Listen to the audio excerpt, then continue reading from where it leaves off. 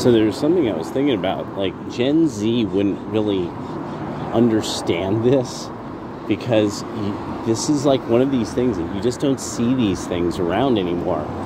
Le bag and le car. So like literally these things that appeared around the time that Perrier water became popular, and that you have fundamentally these French items. So every kind of odd food from other countries, sushi, to some degree Chinese food, but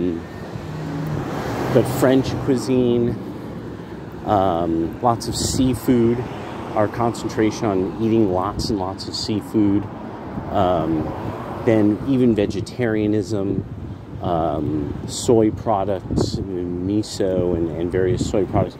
All this comes from this idea of preserving your youth, and all of it was also because women in other cultures were really thin and beautiful, and so women would start eating these diets from other countries. And so there's all these books you'll even find, like the Mediterranean diet or the French diet or and stuff like that, the Okinawan program, things like that. So because everything Americans eat is so unhealthy. It's full of toxins and it's unhealthy. And so and then you eventually get, this is where you get the kind of gym moms, and then eventually you get to even the various paleo eater, CrossFitter mom kind of thing.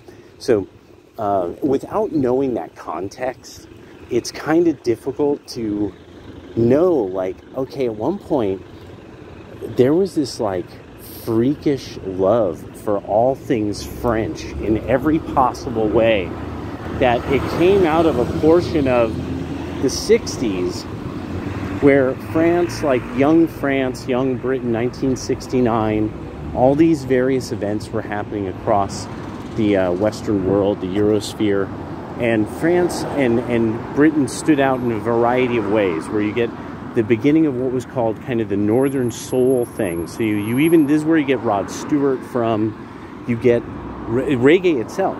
Like the actual market that reggae first thrived in was Britain circa 65 through about 69 or 70. Americans caught on to it later. And it was because of all the Jamaicans who lived there. And so then you get these subcultures that form around that, the fashions of that time and that sound, to the point where you get these 80s quasi-reggae groups, and you get people like the Police and Sting. And you get like the bassist from, The Clash and stuff like that, who grew up listening to that kind of music, and that's why he was able to play the bass in that manner.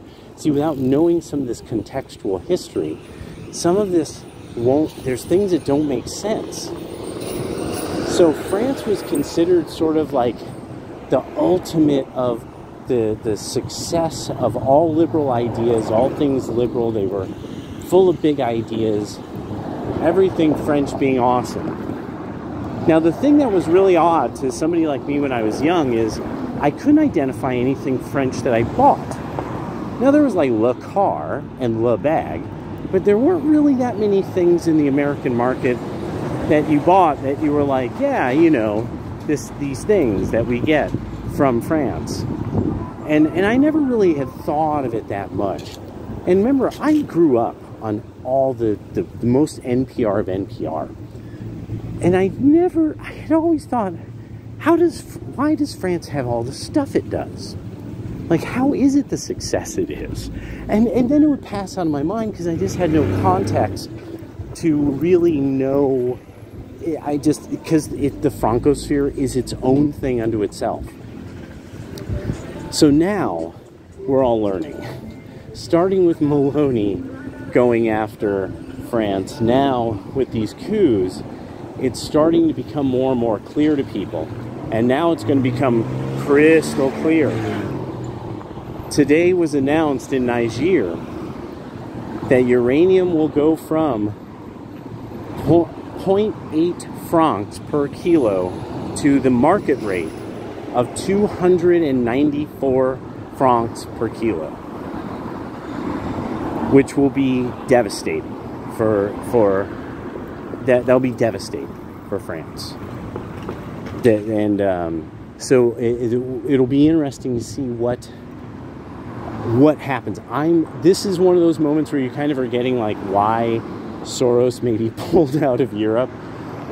And he's like, oh my God, the things I'm hearing that these people might do from my spies, my network of spies, you know.